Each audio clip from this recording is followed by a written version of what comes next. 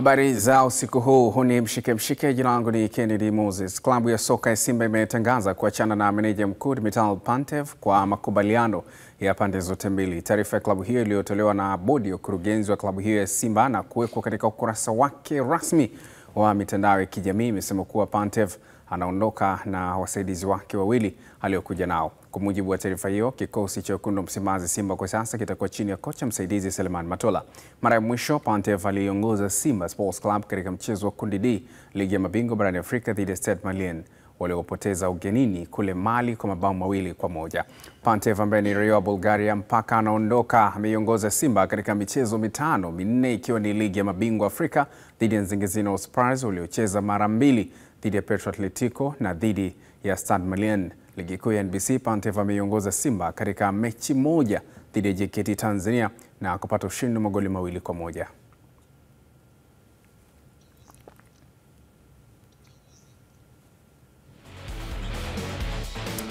Naam, muda nizungumze sasa na mchambuzi wa masuala ya soka kujua undani wa hilo, na pengine hii itakuwa mwanzo mzuri wa kusikia maoni ya wataalamu mbalimbali wa masuala ya soka.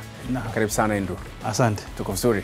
Tuko vizuri. Naam, ni Andrew Kinga Mkono na nazungumza naye sasa kuhusiana na hilo. Andrew, tayari nimeona taarifa kwa wekundu Msimbazi Simba wameshamalizana na kocha kwa mazungumzo ya pande zote mbili. Ulitarajia?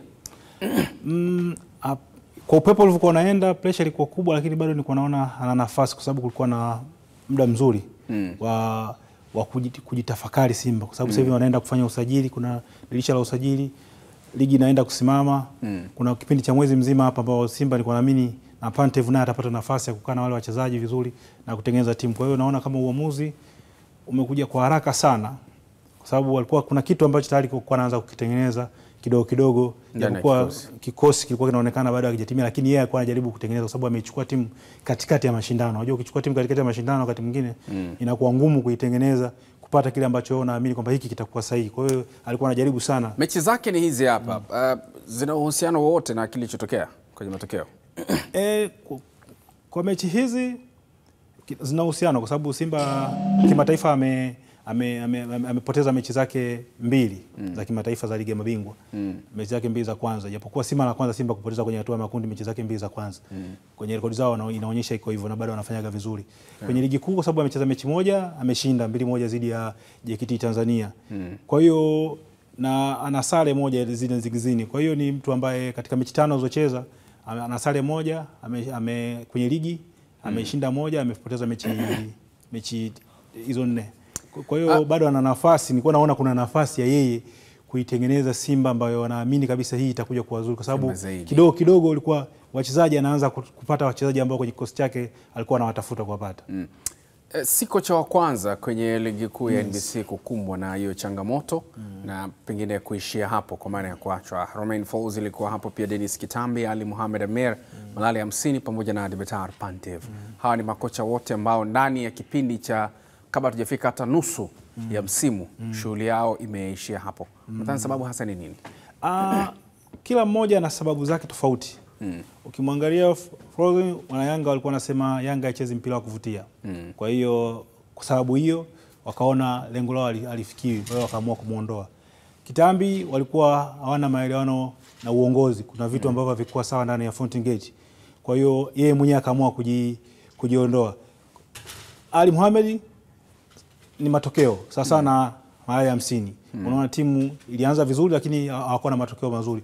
Kwa hiyo hawa wawili hapa katikati unaona ni matokeo ya timu yao. Kwamba timu vile ilikuwa zinacheza kwenye ligi kuu lakini hazipati matokeo mazuri, zilikuwa zinapoteza. Kwa hiyo viongozi wakaona wabadilishe makocha, lakini ni ule mwendelezo wa viongozi wetu wa club. Mara nyingi wanafanyaga makosa kwenye kufanya usajili wa wachezaji lakini baadaye inaonekana ni rahisi kwa sababu kumhukumu kocha kwa makosa ambayo yanafanywa kwenye wakati wa usajili wa wachezaji, inakuwa rahisi sana kuja kumhukumu kocha kama kocha ndio tatizo. Kwa hiyo nadhani hiyo ndio changamoto ambayo tunayo kwenye mpira wetu kwa sasa. Ukimwacha Dennis Kitambi ambaye alikuwa na nadhani miongoni mwa changamoto pia kikosi kipindi hicho kwa kina nyota wachache sana, kinacheza na nyota mmoja wawili pengine ilichangia. Ali Mohamed pamoja na Malali Hamsini umegusia moja kwa moja ni matokeo. Romain Folz timu haikuwa inacheza mchezo wa kuvutia, lakini umekuwa na maoni tofauti kwa Dimitar Pantev ambaye taarifa yake imetolewa hivi sasa, na umegusia kwamba hauoni kama ilikuwa sahihi sana kwa Simba kufikia maamuzi hayo. Kama haikuwa sahihi kwa Simba kufikia maamuzi hayo, maamuzi sahihi yalikuwa ni yapi kwa mtazamo wako? Maamuzi sahihi kwa mtazamo wangu, bado walikuwa na nafasi ya kutengeneza timu. Kwa sababu walikuwa wanaenda kwenye dirisha dogo. Kuna sehemu ambazo zilikuwa zinaonekana na mapungufu. Labda kwenye nafasi ya kiungo kwa naonekana mapungufu, walipaswa kumtafuta mtu mwingine. Kwenye nafasi ya ushambuliaji, labda walikuwa na wale washambuliaji wanahitaji mtu mwingine bora kuwapa changamoto zaidi. Kwa hiyo kulikuwa na nafasi ambazo zinaonekana zina mapungufu. Kwa hiyo kwa kipindi hii break ambayo inakuja ya AFCON, ilikuwa ni sehemu yao sahihi sana na kocha kukaa chini sasa kuja na mpango bora zaidi. Sasa tunakwenda raundi nyingine. Hii kipindi cha mwezi mmoja tunafanyaje? Wachezaji wangapi ambao watakwenda kwenye timu ya taifa? Labda wachache kati ya kikosi cha Simba. Wale watakuwepo wawe busy na mazoezi na kutoa mechi nyingi, na kocha apate nao mechi nyingi ili kuwatengeneza timu, kwa sababu wametoka kumfukuza kocha. Mwanzo tu wa msimu wamemfukuza kocha. Wakaja kwa Matola wamempa timu. Leo tena wanampa tena timu Matola. Ana mechi mbili hizi. Akifungwa itakuwaje? Watalalamika tena. Kwa hiyo nadhani kuna hiyo changamoto ambayo ipo. Viongozi wa Simba wana nafasi ya kutengeneza timu yao. Lakini kwa sababu wameshafanya uamuzi, basi nadhani ni sahihi zaidi kocha akaja mapema ili dirisha linalokuja la usajili kocha achangie wa kutafuta wachezaji ambao wanadhani kwamba watawasaidia kwenye kutafuta matokeo. Hem, tuangalie maoni ambayo umetuandikia kupitia kurasa zetu za mitandao ya kijamii. Swali kwa linahoja Demeter Pantev kwa Wekundu Msimbazi, Simba aongeza orodha ya makocha waliotimuliwa msimu huu. Je, unadhani nani anafaa kurithi mikoba yake? Swali limeuliza hivyo. Tuangalie kile ambacho umetuandikia kupitia kurasa zetu za mitandao ya kijamii, tukianza na Instagram Azam TV Sports. Anaitwa Boaz Malila. Yeye anasema wakaliua Tabora, naona suluhisho bora wamtafute Pitso Mosimane, atawafaa zaidi. Matola naye apishe ili atakayekuja aipange upya timu. Haya, wakili Akida anajiita hivyo. Haya, ndugu yake na ndugu yangu Akida unafanana jina. Anasema yeye ningependekeza wampe muda Matola kukaa na timu waone mwendelezo wake utakuvyokuwa. Lakini Halfani Hemedi yeye anasema kutoka Arusha Mianzini, kwa mtazamo wangu viongozi watulie, wafanye chaguo sahihi na wajitahidi sana wapate kocha, sio meneja. Lakini kutoka hapo tutazame sasa Facebook. Anajiita Tony Music anasema kutoka Sumbawanga, binafsi sioni kama swala la kuongeza idadi ni muhimu sana, kwani matarajio ya mtani hayajakwenda sawia. Hivyo bora wamchukue Nabi, maana kwa kipindi hiki kupata kocha mwenye uzoefu na ligi yetu na mpira wa Afrika inahitaji utafiti mkubwa. Timu nyingi ni ngumu kuachia makocha.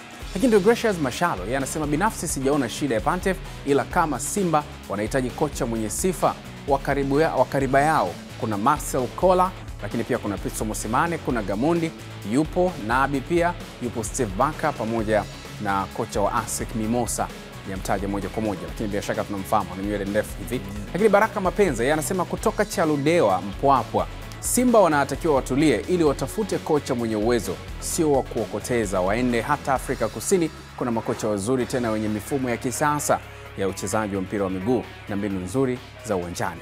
Hayo ni maoni ya wadau. Wewe una mtazamo upi?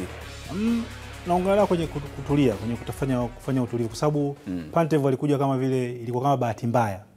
Umeona kwa sababu walipopata naye sare wakamfunga goli moja, wakamwona anastahili. Na kwa sababu walikuwa na pressure ya mazingira wakati ule kocha amewaacha kwenye mazingira ambayo Fadu alivyoondoka, mazingira ambayo yakuwa kwa sahihi zaidi. Kwa hiyo ilikuwa lazima watafute mtu wa kuzima moto. Naona hawakutaka kumwamini Matola.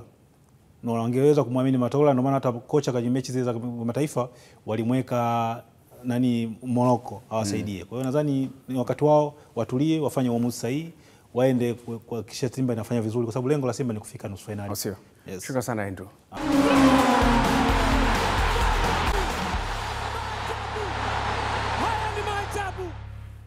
Asante. Meneja wa habari na mawasiliano wa klabu ya Simba Ahmed Ally amesema wanaamini kwamba kikosi chao kitamaliza nafasi 2 za juu katika kundi D na kutinga hatua ya robo finali ligi ya mabingwa barani Afrika. Ahmed Ally amesema kwamba kwa sasa kikosi cha Simba kina zaidi ya siku 50 za kujiandaa kuelekea mchezo wao wa Januari 23 dhidi ya Esperance kule Tunisia. Lazima kwanza tufanye marekebisho ya kisaikolojia kwa wachezaji, kwa maana kuwaongezea confidence, kuwasema na kuambia kwamba matokeo tuliyopata hayana hadhi ya Simba Sports Club, lakini kubwa kabisa ni kuwapa nguvu na moyo ya kwamba pamoja na kwamba tumepoteza, lakini tunao uwezo wa kushinda michezo iliyobaki na Simba ikaenda hatua ya robo finali. Mimi naamini na kila mwenye moyo wa kweli wa Simba naamini ya kwamba nafasi ya Simba kwenda hatua ya robo finali iko wazi kweli kweli, lakini hatua hiyo hatuwezi kuifikia kama tutatumia muda mwingi zaidi kutafuta mchawi na kulaumiana. Hatua ya kuvuka kutoka hapa kwenda robo finali tutaweza kuifikia endapo tu kila mwana Simba atarejea kwenye meza ya marekebisho na kufanya marekebisho ya wapi tumekosea. Mimi imani yangu ni kubwa kwamba tunaweza kupata ushindi katika mchezo unaofuata dhidi ya Esperance, nyumbani na ugenini. Tukapata ushindi nyumbani kwa Petro, tukapata ushindi Benjamin Mkapa dhidi ya Stade Malien, na Simba akaenda hatua inayofuata. Katika hatua nyingine, Ahmed Ally amesisitiza kwamba klabu ya Simba itaendelea kufanya vizuri katika michezo inayofuata ya ligi kuu ya NBC Tanzania bara, ikiwemo ule wa Disemba 4 dhidi ya Mbeya City. Kwenye ligi kuu ya NBC tumekuwa na msimu mzuri sana. Tumeshinda mechi zetu zote 3 ambazo tumecheza, tumekusanya jumla ya alama 9. Sisi ndio timu pekee ambayo imeshinda michezo 3 mtawalia katika ligi kuu ya NBC. Maana yangu ni kwamba tumekuwa na mwanzo mzuri katika ligi kuu ya NBC, tumepata ushindi mzuri katika mechi zote 3. Maana yake ni kwamba tunapaswa kumaintain huo ubora wetu, na ili kumaintain ubora wetu ni lazima tuachane na yale yote ambayo yanahusiana na ligi ya mabingwa Afrika. Matokeo ya kule tuyaache kule kule, tusialete huku yakaathiri mwenendo wetu katika ligi kuu ya NBC. Kwa sasa nguvu yetu kubwa wana Simba tuielekeze katika mchezo wetu huu dhidi ya Mbeya City. Twende tukapata ushindi dhidi ya Mbeya City. Tukimalizana na Mbeya City, tuna kibarua kingine kigumu kweli kweli, ambacho hicho kinahitaji nguvu ya pamoja ya wana Simba, mechi dhidi ya Azam FC. Nayo tunatakiwa kupata ushindi ili tuwe tumecheza mechi 5, tumekusanya alama 15. Sasa tutaweza kunufaika na hilo, ama tunaweza kufikia malengo hayo kama wana Simba tutarejea kwa kishindo kwenye kufanya maandalizi. Tumepoteza kule ahlan wa sahala, tutajipanga kuja kufanya vizuri, lakini kwenye ligi kuu ya NBC tunapaswa kuwa na muendelezo wa kufanya vizuri. Wana Simba tununue tiketi zitakapoanza kuuzwa, na tiketi ni shilingi 3,000 kwa mzunguko na shilingi 5,000 kwa VIP. Wana Simba tuje kwa wingi katika uwanja Meja Jenerali Samuyo. Hii ni mechi yetu, tuko nyumbani, wachezaji wanahitaji support yetu. Wachezaji wakiingia uwanjani wakaona majukwaa ni meupe, akili zao zinaanza kuharibika pale kwamba mashabiki sasa wametuachia mzigo peke yetu. Sasa ili tuweze kufanikiwa, lazima tusimame pamoja, sisi Simba Sports Club tuweze kupata ushindi dhidi ya Mbeya City. Wakati ya kiendelea, klabu ya Yanga imesema mchezo wao wa ligi kuu NBC dhidi ya Fountain Gate utakaochezwa Disemba 4 mwaka huu ni maalumu kwa mlinda mlango wake Djigui Diarra. Young Africans imekuwa na utaratibu wa kuupa jina la mchezaji mchezo wote ulio mbele yake ili kuongeza hamasa na pia tathmini ya mchango wa mchezaji huyo. Meneja wa habari na mawasiliano wa Young Africans Ali Kamwe anafafanua juu ya uamuzi wao huo. Na mechi hii sasa kwa upekee wake tumemkabidhi goalkeeper wetu. Hii ni Diarra Day. Na challenge ya kuelekea kwenye hii mechi, kwa sababu tunakwenda kumuokotesha Diarra. Toka amekuja Yanga zaidi ya miaka 4 tumekaa naye hapa, Diarra hajawahi kuokota kwa wana Yanga. Ile kuokota kweli. Last time tumempa tu hela ya maji pale airport 2.4, ile ni hela ya maji.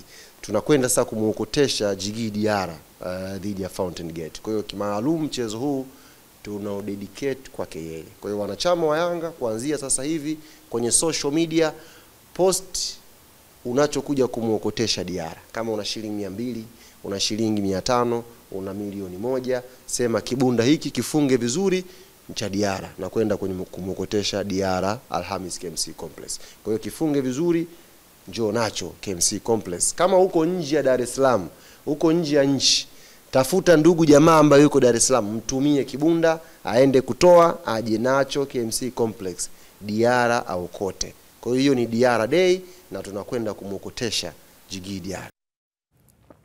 Katika hatua nyingine, Ally Kamwe amezungumzia maendeleo ya wachezaji ambao walikuwa wanakabiliwa na majeruhi, akiwemo mlinda mlango Djigui Diarra, kiungo Mudathir Yahya, beki ya Okwasi na kiungo mshambuliaji Clement Mzize. Tulipata majeraha mawili kwenye hizi mechi mbili za Champions League. Djigui Diarra mwenyewe na Mudathir ambaye aliumia na yeye kwenye mechi ya kwanza. Tena kumbuka tena mechi ya Silva. Baadaye kama anakuwa sawa, lakini mechi ya FAR Rabat akajitonesha, lakini akaweza kucheza pia mechi ya JS Kabylie away kwa dakika 45. Tumpongeze sana Mudathir, ule moyo wa upambanaji alikuwa nao, lakini pia amepata changamoto kidogo. Kwa hiyo tunaangalia na madaktari wanavyokwenda nao. Kama kutakuwa na ulazima kutumika tarehe 4 watatumika. Kama hapa tutakopa na program ya kupumzika watapumzika. Wamepata majeraha, lakini sio majeraha yale ya kutisha. Ni majeraha ambayo kama Diarra alishtua enka kidogo, lakini anaendelea vizuri. Mudathir naye alishtua kidogo sehemu hapa ya upande wa pembeni wa goti, lakini anaendelea vizuri. Kwa hiyo madaktari wanatuambia wacheze au wapumzike. Uzuri tuna kikosi kipana chenye ubora ambacho kinaweza kupambania timu kupata matokeo mazuri. Yao anaendelea vizuri, ameshatoka kwa daktari wetu Yusuf, amekwenda kwa fitness coach China. Unajua kwenye kupona mchezaji anatoka kwa daktari yule wa utimamu wa mchezaji kwa maana ya kumwangalia kitabibu. Akishamaliza hiyo phase anaingia phase sasa ya fitness. Kwa sasa hivi Yao yuko na China kwenye phase ya fitness. Fitness iweze kurudi, tuone kama anakimbia vile vile, maji yanamwagika vizuri kama zamani, amerudi kuwa jeshi kweli, ndo anaangaliwa sasa hivi. Kwa hiyo probably January, February chuma kinaweza kuwa kimeshaungana vizuri. Clement Mzize ameanza mazoezi madogo mepesi. Unajua nako ukifanywa operation ukisema ukae uachie mwili, unaweza kuja kupona ukarudi ukawa kama HR wa ofisi. Kwa hiyo inabidi kidogo ufanye mazoezi kidogo mwili ukae kiuchezaji. Kwa hiyo ameanza taratibu kwenye gym session kuweka mwili vizuri. Kwa hiyo tunaamini wote wawili hawa kwa mujibu wa ratiba madaktari end of January, February pale tunaweza kuwapata inshallah. Wakati hayo yanaendelea, baadhi ya mashabiki wa Young Africans kutoka Dar es Salaam wameonyesha kuridhishwa na kiwango cha timu yao katika mechi mbili za mashindano ligi ya mabingwa barani Afrika ambazo wamevuna alama 4 zitokanazo na ushindi pamoja na sare moja. Kwanza nafurahia kwamba viongozi wetu pressure wameondoa. Maana walisema kwamba lengo ni makundi. Pale tumewatua mzigo. Na hizi mechi mbili mimi sana nawataka Ahali. Kwa sababu ili uwe mkubwa kama vile Daudi na Goliati, ili uwe mkubwa lazima umpige mkubwa. Mimi nataka nimfunge mkubwa, anaonekana Afrika ndio mkubwa. Nataka mimi niwe mfalme. Sisi tunaamini kwamba Ahali tunawafunga nje ndani, na hilo watu wengi hawezi kuamini, lakini mimi kwa sasa hivi Yanga nilivyoiona kuanzia uongozi mpaka wachezaji mpaka sisi mashabiki, naamini tunawafunga tena Amani, tunaweza tukafunga goli nyingi tu. Kwa kweli tumeona mpira mmoja mkubwa sana kuelekea kwenye hii hatua iliyobakia, maana sasa hivi tumepumzika. Tunakwenda hatua ya kwenda AFCON huko sasa. Ila matarajio yetu kuelekea game zetu zilizobakia hizi, na iona klabu yetu ya Yanga kabisa inakwenda kufuzu kwa kishindo na tunaenda kuongoza lile kundi. Na tukitazama wapinzani wetu tuliobakia nao, kama hapa naongelewa sasa hivi ni mkubwa National Ahali. Yaani hapa tukimfunga yule peke yake, na sisi sasa tunaanza kujizatiti kuonyesha ukubwa wetu umekaa sehemu gani. Dar es Salaam Young Africans anakwenda kuwa giant mkubwa ndani ya Afrika Mashariki na Kati. Kikosi changu naona kikosi imara na matumaini makubwa 100% kwamba tutasonga mbele. Nawaambiaje wa mashabiki wenzio haya? Mimi naambia tuwasupport timu yetu. Timu yetu ni nzuri. Tumeona kipindi cha nyuma iliyumba, lakini sasa hivi mabadiliko tunayaona. Kwa kweli yani timu yetu tuna uhakika nayo. Sisi tunaomba tuna point za kutafuta kama pointi 5. Sisi tunasonga mbele. Wakati hayo akiendelea, matajiri wa jiji Azam FC wao watashuka dimbani Azam Complex Chamazi kesho saa 3 usiku kuelekea Singida Black Stars katika mwendelezo wa ligi kuu NBC Tanzania bara. Kuelekea katika mchezo huo, kocha mkuu wa Wanalambalamba Florey Benge amesema mchezo huo ni mgumu kutokana na ubora walionao wapinzani hao. We have to be ready and like all big teams you have to play big games. Tunatakiwa kuwa tayari ni kama zilivyo timu kubwa, hupenda kucheza michezo mikubwa. Kwa hiyo tumejiandaa na mchezo huu ili kuweza kufurahia, kwa sababu kesho tunaenda kucheza na timu kubwa miongoni mwa timu bora kwenye ligi hii. Natambua namna Singida walivyo bora, hivyo na sisi tutajaribu kucheza vizuri. Pia na mimi naamini tuna mashabiki wengi na mashabiki watafurahia mchezo wetu wa kesho. Napenda mpira na pale ninapokuwa na mchezo napenda kucheza. Kwa nini niwe na pressure? Kwangu huwa nawaambia wachezaji wacheze, waoneshe walichonacho, hivyo sina pressure kabisa. Why you fear? Why? Go to the pitch and just play and enjoy with the mentality to win. No pressure.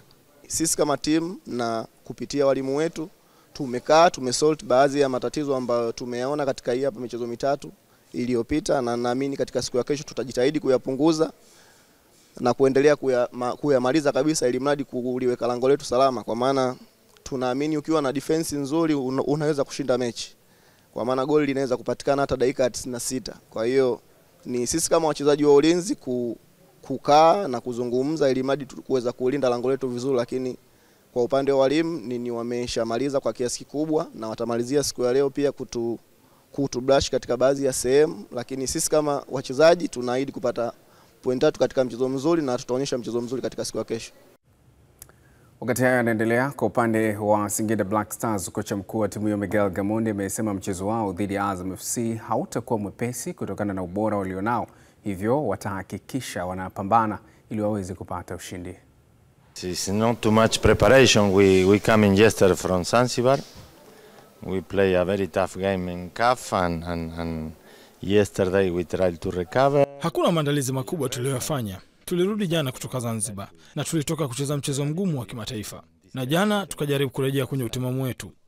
Wachezaji wakapumzika na jioni ya leo tukafanya maandalizi ya mwisho kujiandaa na mchezo huu muhimu dhidi ya Azam FC. Hakuna kubisha kuwa Azam ni miongoni mwa timu bora kwenye ligi hii. Utakuwa mchezo mgumu sana, lakini tuna staili inayofanana. Ibenge ni rafiki yangu. Tunatumia muundo unaofanana. Wao wana siku mbili zaidi za kurejesha utimamu. Ni faida kidogo kwao, lakini natambua wachezaji wangu watapambana kuonyesha uwezo mzuri na kuhakikisha wanapambana kutafuta matokeo kwenye mchezo huo. But I know my player, we will try to put our best for to be in top form and try to make a very good game. Kweli timu zote kesho zinakutana na timu kubwa. Azam ni timu kubwa na ni timu nzuri. Pia Singida Black Stars ni timu kubwa na vile vile ni timu nzuri na ina wachezaji wote experience. Kwa hiyo kesho naamini mechi itakuwa nzuri. Wakati hayo yakiendelea, afisa habari wa Azam FC Hashim Mwibwe amesisitiza ubora wa kikosi cha Azam FC kwa sasa chini ya kocha Florent Ibenge, hivyo Singida Black Stars wajiandae kwenda Chamazi kukutana na mpinzani halisi msimu huu. Mechi na Singida ndo mechi ya kwanza, sio mechi rahisi nafikiri kama ambavyo inaweza ikaonekana, lakini ni mechi ngumu kama ambavyo inazungumzwa, kwa sababu kila timu kwenye current form iko na wakati mzuri.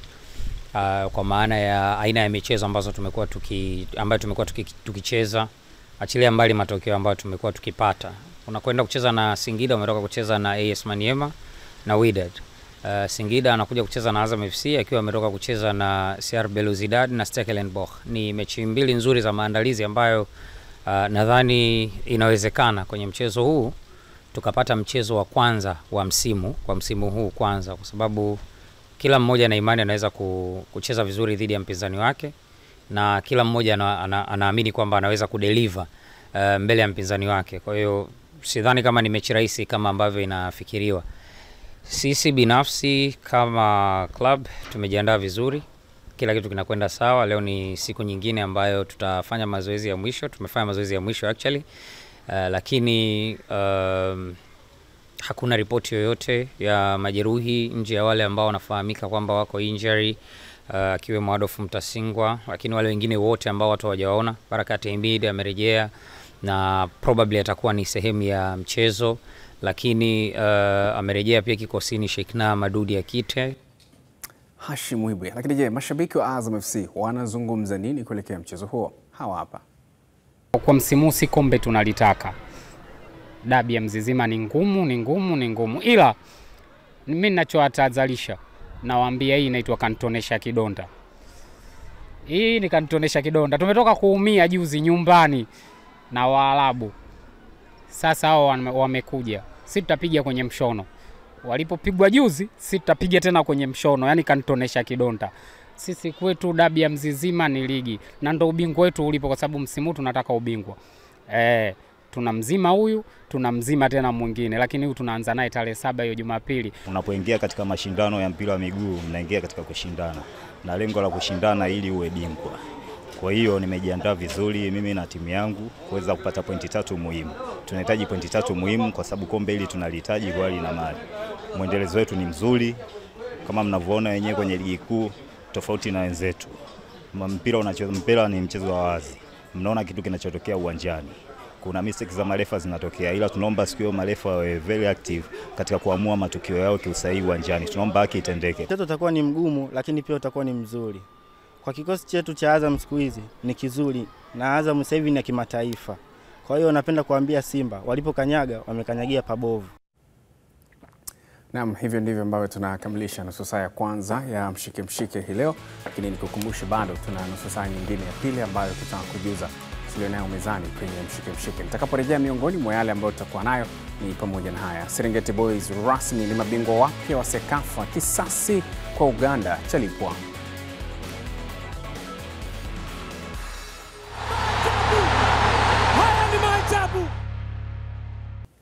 Asante kwa kuendelea kwa nasi. Huu ni mshike mshike. JKT Tanzania itawaalika walimamiwa wa Mtibwa kesho kwenye uwanja wao wa Meja Jenerali Samuyo majira saa 12:30 jioni. Kuelekea katika mchezo huo, kocha mkuu wa JKT Tanzania Madali pamoja na mchezaji Jafari Maneno wamezungumzia maandalizi yao.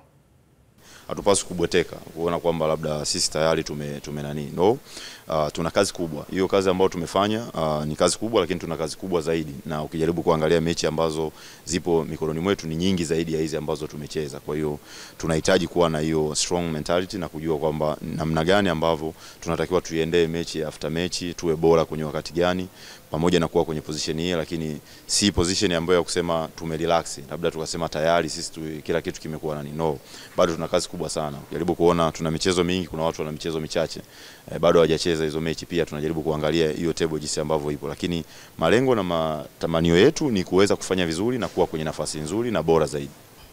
Kiujumla tumejiandaa vizuri, tutafuata yale yote walimu wetu ambao wanatuelekeza katika uwanja wa mazoezi. Tunajua mchezo wa kesho ni mchezo muhimu kupata alama 3 na tunajua tunaenda kucheza na mpinzani wa aina gani. Ukiangalia mechi yake iliyopita alipata ushindi. Kwa hiyo tuna imani atakuja kesho kwa confidence kubwa kwa kuja kupata alama 3, lakini haituzuii sisi kuwa bora na kupata alama 3 muhimu katika uwanja wetu wa nyumbani.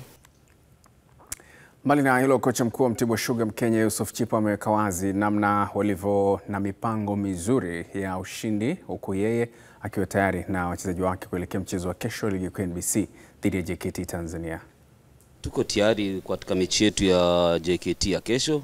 Kwanza tuwaheshimu JKT na tuwashukuru, manake saa hizi ndio viongozi katika jadwali letu, lakini sisi tuna jambo letu ambalo tunanuia kulitimiza katika mechi ya kesho. Sisi kama Mtibwa pia tuna malengo yetu, na naamini kwamba kesho wachezaji wetu wakifanya vile tumeambizana kutakuwa na matokeo mema katika mechi yetu ya kesho. Tumejiandaa kuelekea mchezo wa kesho. Tunajua tuna mchezo mgumu, tunaenda kucheza na JKT ambao wana timu nzuri. Lakini sisi tunasikiliza mwalimu, kufuata maelekezo yake ili kwenda kupambana kwenye mchezo wa kesho kupata matokeo. Wakati hayo yakiendelea kutilia mkazo maandalizi yao, wazee wa kichapo cha kizalendo wanasema dozi ya kesho ni ya kila mtu. Hivyo Mtibwa Sugar wajiandae kuacha pointi 3 kwenye uwanja wa Meja Jenerali Samuyo, kama anavyoeleza Masau Bwire ambaye ni afisa habari wa kikosi hicho.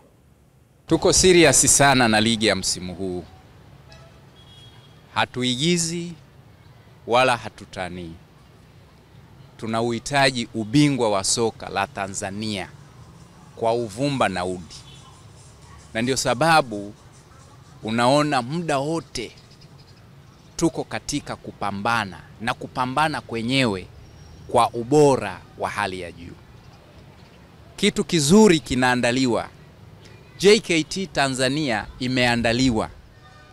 Na maandalizi yenyewe ni tangu usajili. Sababu huwezi ukasema niko vizuri alafu na wachezaji wa kuungaunga, tia maji. Asipokuwepo mchezaji mmoja unaanza kushika kichwa, unakuna kipara, mambo hayaendi, kwamba sijui nitafanya nini.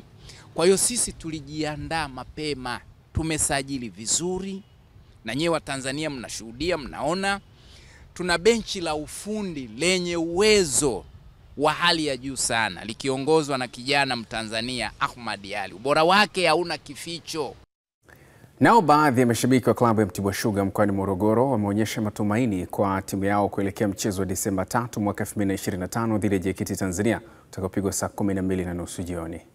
Mashabiki wa Mtibwa Morogoro nawaambia wajitokeze uwanjani tuisupport timu yetu, kwa sababu ina mchezo mzuri, tuna kocha wazuri, wachezaji wazuri ambao wanaweza wakatupatia mafanikio makubwa na kupata ushindi katika mchezo wetu unaokuja. Kwa mchezo ambao tunatarajia kucheza kwa upande wa Mtibwa tunategemea ushindi, kwa sababu tumetoka kupata ushindi dhidi ya TRA. Kwa hiyo tutegemea matokeo mazuri kutoka kwa timu ya Mtibwa. Mtibwa ni timu kubwa sana, tunaiamini na tunaamini katika mafanikio yake.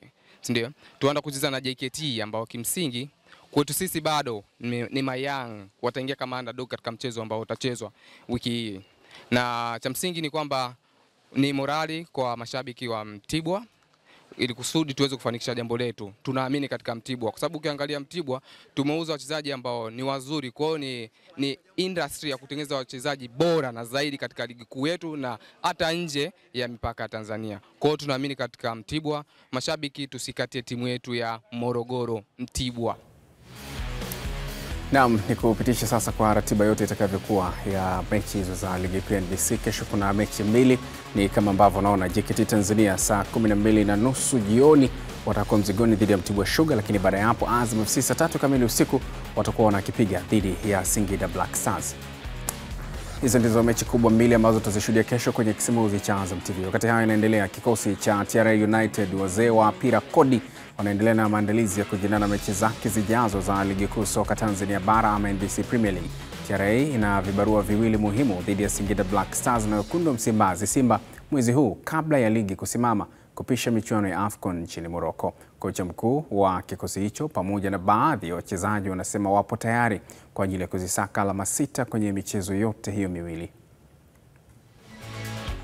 Ni kama mimi ambao naanza na timu, kuna kitu niko naendelea kugain kwa sababu ni timu nimekutana kule ilikuwepo, na mimi kwangu naona kuna kitu kinaendelea kujijenga, mentality inabadilika na ile upambanaji naona kama inanipa picha nzuri huko mbele. Kwa hiyo nimepoteza matokeo, lakini in terms of performance na kile ambacho nahitaji kwa vijana bado sana, kwa sababu kwanza ni uhaba wa wachezaji, sio hawapo wote kwa ile same level. Kwa hiyo sawa mmoja yuko juu, mwingine unaona kama ukifanya hata sababu inafanya ufikirie mara mbili, lakini haya yote inahitaji kupandisha wale na wengine ili tuje kupata hiyo balance.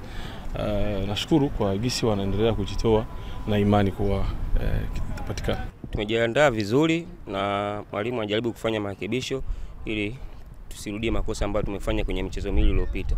Tumepoteza, tunahitaji mchezo tuweze kupata alama 3. Mashabiki wa TRA waendelee kutusupport, wasituchoke. Tupo kwa ajili yao, tutapambana kwa ajili yao na kuelekea mechi inayofuata wategemee matokeo mazuri.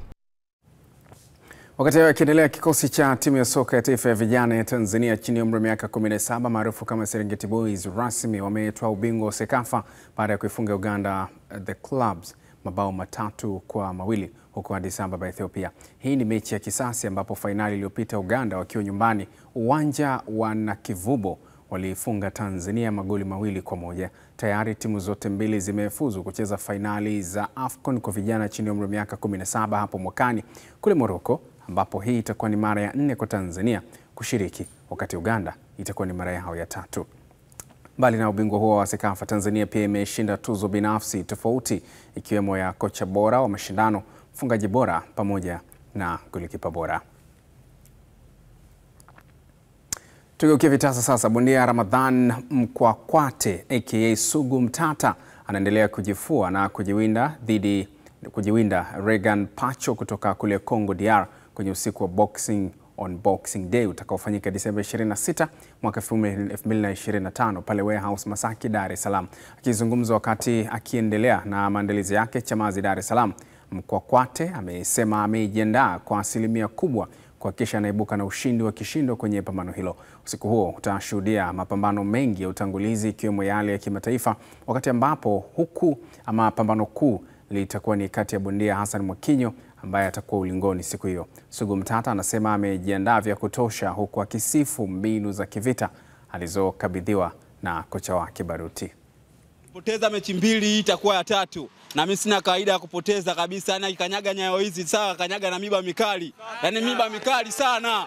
Yaani hapa kanyaga moto wa kutisha.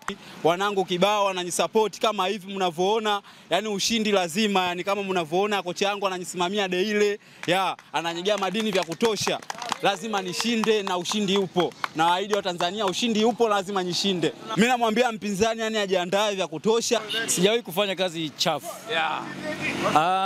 Ninaamini bondia huyu wa Kikongo kama hatoacha ngumi, lakini atakuja kuhadisia ngumi ni nini. Sijawahi kufanya makosa katika mikono yangu hii unavyoiona. Kijana hajawahi kupoteza fight hata ya dawa. Kuna wengine wanatambaa kwenye ringi. Wa Kongo wajiandae kubeba mzoga kupeleka Kongo. Kwa upande wao, wadau na mashabiki wa Mkwakwate kutoka Chamazi wamesema bondia wao ana kila sababu ya kuibuka na ushindi kwenye pambano hilo ambalo litamuongezea sifa kwenye medani za mchezo wa ngumi kimataifa. Wakongo siku zote asili yao ni kukatika viuno. Sisi tunapigana Wabongo unajua kwa hiyo sisi hapa tunakuja kumpiga kama ngoma. Tunakuja kumpiga kama begi. Bondia wetu Sugu Mtata amejipanga. Atapigwa mama mkanye mwanao.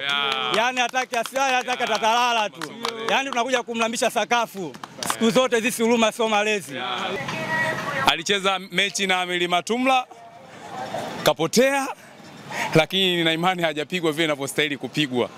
Safari hii kaingia kwenye msitu ambao hakatishi binadamu. Umeelewa?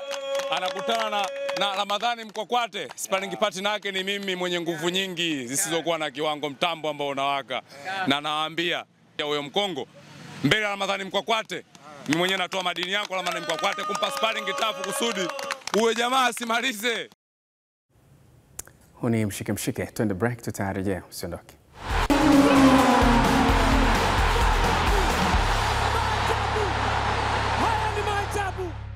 Asante kwa kuendelea kwa nasi. Huni mshike. Meneja wa uwanja wa CCM Mkwakwani Akida Machai amesema kwamba maendeleo ya maboresho ya uwanja huo yanaendelea vizuri. Kinachosubiriwa sasa ni TFF kwenda kujihakikishia ili uwanja huo uendelee kutumika kwa michezo ya ligi. Taarifa zaidi na Mariam Shedafa. Hivi karibuni shirikisho la mpira wa miguu nchini Tanzania TFF ilifungia uwanja wa CCM Mkwakwani kutumika kwa michezo ya ligi kwa kukosa vigezo vya kikanuni na sheria za mpira wa miguu. Baada ya kupita siku kadhaa, Azam Sports tumezungumza na meneja wa uwanja huo wa Mkwakwani na hapa anafafanua hali ilivyo kwa sasa. Maendeleo ya uwanja ni makubwa kwa sababu kama nilivyoeleza mara ya kwanza, tatizo lilikuwa ni maji tu. Huu uwanja hauna tatizo lolote zaidi ya kumwagiliwa.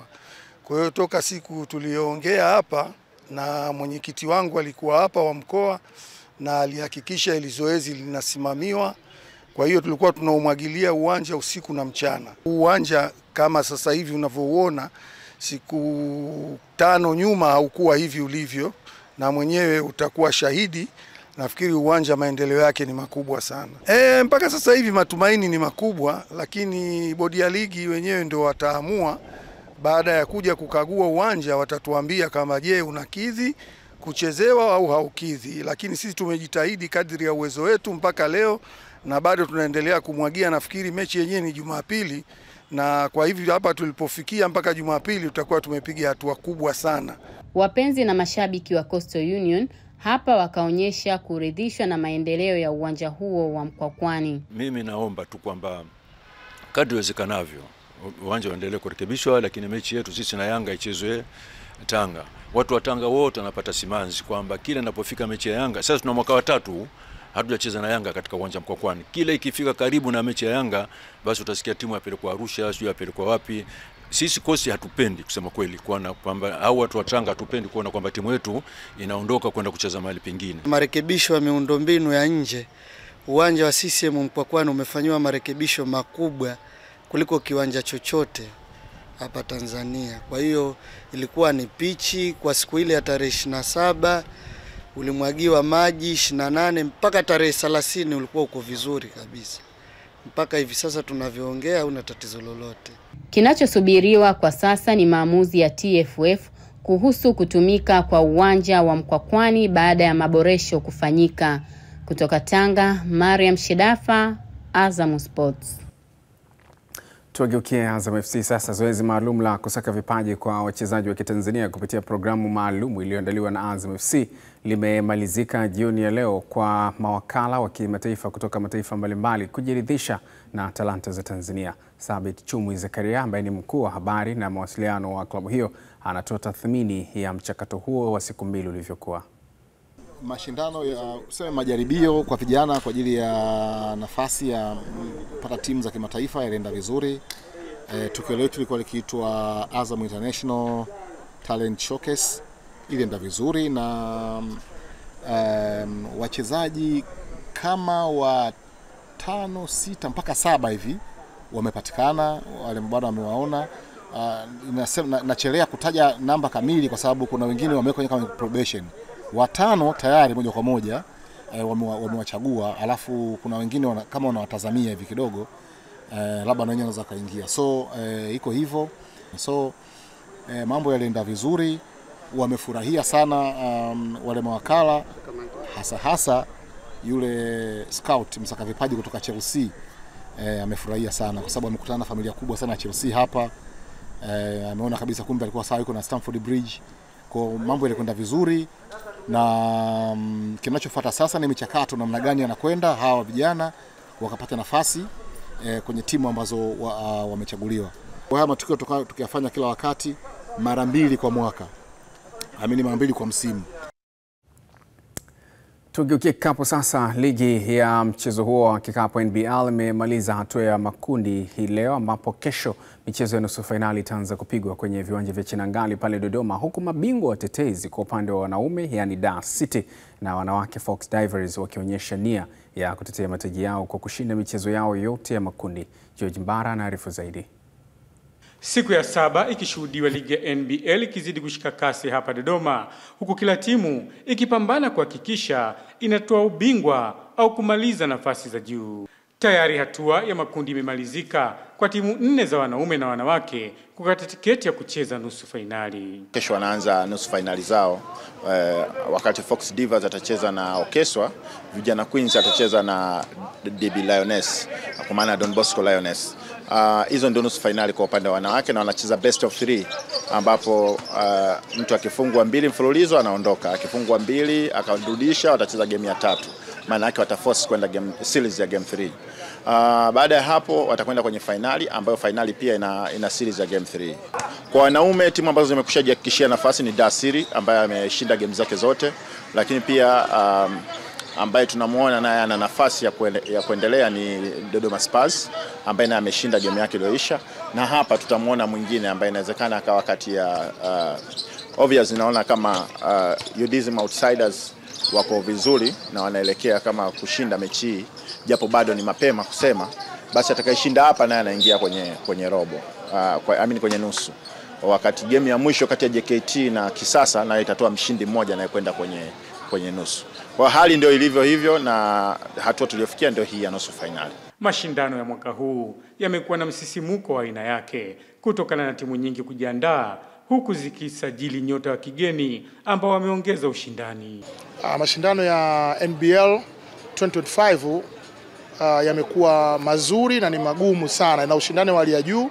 Timu nyingi zimejiandaa, kama unavyoona foreigners hapa ni wengi. Na nusu finali kwa kweli haitokuwa nyepesi, kwa sababu ukiangalia timu zote uwezo wa tofautiani sana.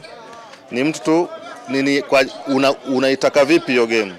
Kwa hiyo sisi wenyewe tumejipanga na tunaitaka kweli game. Kwa hiyo tutakayekutana naye nadhani mchezo utakuwa mzuri, na tunaomba Mungu tuende kusonga mbele zaidi ya hapo.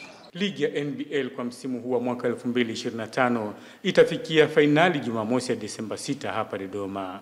George Bara, Azam Sports. Naam, tugeukie lingine kubwa tulinalo mezani. Jumla ya timu 30 zilizopo wilayani Korogwe mkoani Tanga zinashiriki mashindano ya Uzalendo Cup ambayo yanafanyika kwa muda wa mwezi mmoja kwa lengo la kuibua vipaji na kuhamasisha vijana kupenda michezo ikiwa pamoja na kuepukana na vitendo vya kihalifu. Taarifa zaidi na Mariam Shidafa. Uzinduzi wa mashindano hayo ya Uzalendo Cup ambayo yameandaliwa na mbunge wa Korogwe mjini Charles Njama yamefanyika katika viwanja vya Kwa Mdolo wa wilayani Korogwe na kuhudhuriwa na watu mbalimbali wakiwemo viongozi wa dini. Katibu wa chama cha mpira wa miguu wilayani Korogwe Mohamed Gandi hapa anaeleza namna mashindano hayo yatakavyokuwa na zawadi zitakazotolewa kwa washindi. Mashindano yote yanashirikisha timu 30 kutoka vijijini na mjini. Mategemeo yetu kwenye ligi hii itachukua kiasi cha mwezi mmoja na siku 10 kuingia quarter final na finali. Lakini mategemeo ya ushindi ya ligi mshindi wa kwanza anakwenda kupata bajaji ya milioni 3 thamani ya milioni 12. Na mshindi wa pili anakwenda kupata pikipiki ya thamani ya milioni 3.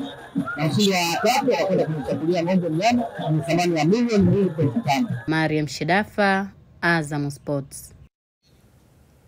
Naam, saa 5 kamili usiku vigogo wa La Liga watakuwa mzigoni. Hapa na wazungumzia wazee wa Catalunya ama Barcelona wakiwakabili wabishi wa jiji la Madrid, Atletico Madrid. Sasa wachambuzi wametoa maoni yao kuhusiana na mchezo huo. Kukutana timu mbili ambazo ukizungumza ndani ya La Liga ndio timu ambazo zina fomu nzuri zaidi, kwa sababu tunaizungumza Barcelona ambayo kwenye michezo mitano ya mwisho imevuna jumla alama 12, wakati kwa upande wa Atletico Madrid yenyewe imechukua alama 15. Manake ni jumla ya michezo mitano yote ambayo wameshinda mara ya mwisho.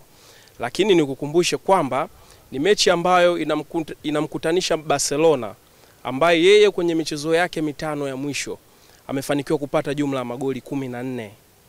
Lakini kwa upande wa Atletico Madrid yeye kafunga jumla ya magoli 11. Manake zinakutana timu ambazo zina wastani mzuri wa kufunga. Unapozungumzia La Liga huwezi kuacha kuitaja Barcelona pamoja na Atletico Madrid kutokana na mafanikio yao walioyapata kati ya timu hizo zote mbili. Lakini mchezo wa leo unazikutanisha timu mbili ambazo Barcelona ametoka anaongoza ligi hivi sasa, lakini Atletico Madrid hajaanza vizuri sana. Mpaka hivi sasa kwenye msimamo yupo katika nafasi ya 4. Kwa hiyo ni timu mbili ambazo mara nyingi zinapokutana ushindani wake unapokuwa mkubwa, lakini kitu kizuri kwa Barcelona katika huu mchezo yupo katika uwanja wake nyumbani, lakini si tu uwanja wake nyumbani. Amerejea katika dimba lake la Spotify Camp Nou ambalo lilikuwa linafanywa marekebisho. Kama unakumbuka dimba hilo lilifungwa tangu mwaka 2023. Kwa hiyo unaenda kuwa mchezo wa 3 kwa Barcelona kucheza katika dimba hili la Spotify Camp Nou tangu kufunguliwa kwake, na katika kumbukumbu nzuri katika michezo yote ambayo wamecheza katika dimba hilo la nyumbani Barcelona wameibuka na ushindi. Kwa hiyo inakuwa historia nzuri kwa upande wao kuelekea katika mchezo huo. Haya, tukamilishe kwa kukupitisha tu kwenye ratiba ilivyo. Usiku huu saa 5 kamili usiku Barcelona watakuwa mzigoni dhidi ya Atletico Madrid, lakini pia Athletic Bilbao watakuwa mzigoni dhidi ya Real Madrid. Hiyo ni kesho kwa maana Disemba 3 saa 2 kamili usiku. Mechi zote hizo tutashuhudia moja kwa moja katika simulizi cha Azam TV. Lakini mbali na hilo, Coppa Italia round ya 16 kutakuwa kuna mchezo. Juventus usiku huu saa 5 kamili watamenyana na Udinese, wakati Napoli hapo kesho watakuwa mzigoni dhidi ya Cagliari. Mechi zote tutazishuhudia kupitia chaneli ya Azam Sport 3 HD. Mpaka hapo niseme tuna la ziada. Kwa niaba ya wote ambao wamefanikisha matangazo haya, tukamilishe japo kwa muhtasari wa kile ambacho tulikuwa nacho leo. Dimitri Pantev apewa mkono wa kwaheri Simba Sports Club. Selemani Matola kuongoza wekundu hao wa Msimbazi kwa hivi sasa. Wa kimataifa, Azam FC na Singida Black Stars kukutana kesho kwenye ligi kuu ya NBC Tanzania Bara. Na Serengeti Boys ambao wamekuwa wakiwakilisha Tanzania rasmi sasa ni mabingwa wapya wa Sekafa. Kisasi kwa Uganda chalipwa. Mwisho wa mshike hii leo. Kwa niaba ya wote ambao wamefanikisha matangazo haya usiku huu, jina langu ni Kennedy Moses. Uwe na usiku mwema.